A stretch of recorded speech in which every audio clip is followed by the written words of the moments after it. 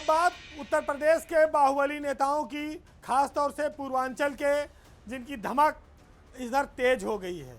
वो सत्ता के साथ तालमेल बनाने में लगे हैं, वो भविष्य के लिए समीकरण तैयार करने में लगे हैं। पूर्वांचल के बाहुबली अब आने वाले चुनाव, सियासी बयार, इन सब को देखकर उन्होंने अपनी सक्रियताएं बढ़ा दी हैं। और कहा जाए तो उत्तर प्रदेश में बाहुबलियों के, माफियाओं के दो अलग अलग धड़े बन रहे हैं। ऐसा दिखाई देता है कि एक तरफ धनंजय सिंह, बृजभूषण शरण सिंह की नज़दीकी बढ़ रही है, तो दूसरी तरफ पूर्वांचल में एक ज़माने में माफिया डॉन कहे जाने वाले ब्रजेश सिंह नई राजनीतिक पारी के तैयारी में हैं। धनंजय सिंह और उनकी पत्नी श्रीकला, जो इस समय जिला पंचायत के अध्यक्ष हैं, उनके सामने एक नई चुनौती उभर रही है। एक तरफ ब्रजेश सिंह, एक तरफ धनंजय सिंह, और बीच में राजा भैया। ब्रजेश सिंह को आप जानते होंगे कि जौनपुर, बनारस, चंदौली, इस इलाके में उनका दखल काफ़ी रहा है। पूर्वांचल की राजनीति में ये बाहुबली एक तीसरी ताकत के तौर पर माने जाते रहे हैं। अगर आप देखेंगे तो सत्ताधारी दल बीजेपी और मुख्य विपक्षी दल समाजवादी पार्टी के बाद तीसरी ताकत इन बाहुबलियों के हाथों में रही, जिसमें राजा भैया, ब्रजेश सिंह, धनंजय सिंह, सुशील सिंह, बृजभूषण शरण सिंह, ये जो सबसे ताकतवर नेताओं में से लोग रहे हैं। इनका एक खास वोट बैंक पर काफ़ी प्रभाव रहा है। इनकी लाइफ भी काफ़ी ग्लैमरस है।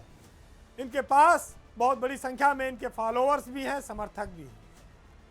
पिछले दिनों प्रतापगढ़, जौनपुर, बनारस, चंदौली समेत करीब आधा दर्जन जिलों में प्रभाव जो है रखते हैं बाहुबली, इनकी अलग अलग तस्वीरें आई हैं, जिसमें इस बात का आभास होता है कि उत्तर प्रदेश की में राजनीतिक संतुलन का एक नया समीकरण बनने वाला है। बीजेपी विधायक सुशील सिंह पिछले दिनों राजा भैया से मिले, उसकी तस्वीरें सोशल मीडिया पर आई हैं। सुशील सिंह ब्रजेश सिंह के भाई हैं। इधर चर्चा ये है कि जो ब्रजेश सिंह कभी मुख्तार अंसारी के जानी दुश्मन हुआ करते थे, चला चली थी, मुख्तार अंसारी के जाने के बाद से अब अपने बेटे को वो राजनीति में स्थापित करना चाहते हैं, जिनका नाम है सिद्धार्थ सिंह। सिद्धार्थ को ब्रजेश सिंह जिला पंचायत का चुनाव लड़ाना चाहते हैं। जौनपुर में दोनों एक धार्मिक मंच पर साथ भी नजर आए थे।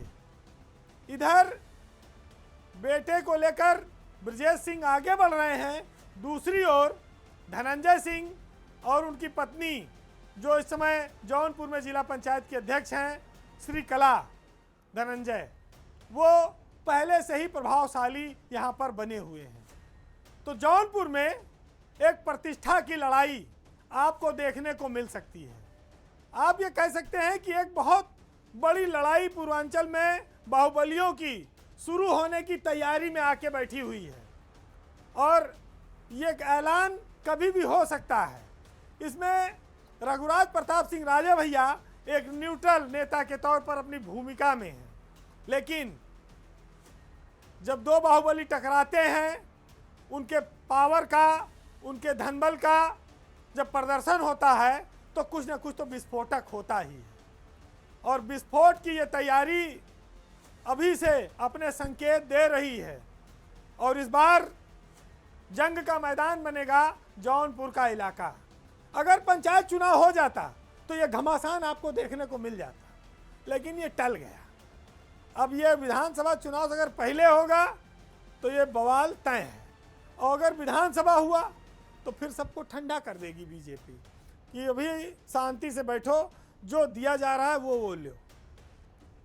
तो सियासत के जो दबंग हैं वो सत्ता के सामने नरम हो जाते हैं, लेकिन आम जनमानस के सामने उनकी गर्मी, उनका जो बाहुबल है, वो लगातार प्रभाव बनाए रखता है। इस संतुलन को बनाने में इन नेताओं ने काफ़ी मेहनत की है, और उसका आनंद भी लिया है, उसका फल भी भोग रहे हैं। तो बाहुबली बहुत होशियार भी होते हैं, इस बात को ध्यान में रखिएगा। तो ये अपने फायदे की ही सियासत करेंगे, चाहे सरकार जिसकी हो और चुनाव कोई सा भी हो। तो फिलहाल आज के पावर सेंटर में इतना ही। जाते जाते हम जिस समाज में रहते हैं वहाँ पर नेताओं पर, सरकारों पर, आम जनमानस की भलाई करने की जिम्मेदारी है। समस्या इसी बात की है कि जो जीत कर चला जाता है फिर वो 5 साल पलट कर आता नहीं, और जनता जिस गरीबी की हालत में रहती है वहीं खाली टकटकी लगाए देखती रह जाती है। उसके अरमान तो लुट चुके होते हैं, उसे इंतज़ार होता है फिर अगले चुनाव का। तो आज इन्हीं पर कुछ लाइनें सुनिएगा और आनंद लीजिएगा कि कुछ इस तरह से बांट रखा है अमीरों ने बस्ती को कि गरीबों के हिस्से में सिर्फ खामोशी आती है, और रोटी की तलाश में भटकता है यहाँ हर शख्स, और सियासत दिल्ली से इसे जन्नत बताती है। भूख से बिलखते बच्चों को देखकर पिघलता नहीं दिल जिनका, वही चंद लोग आज देश के रहनुमा कहलाते हैं। नमस्कार।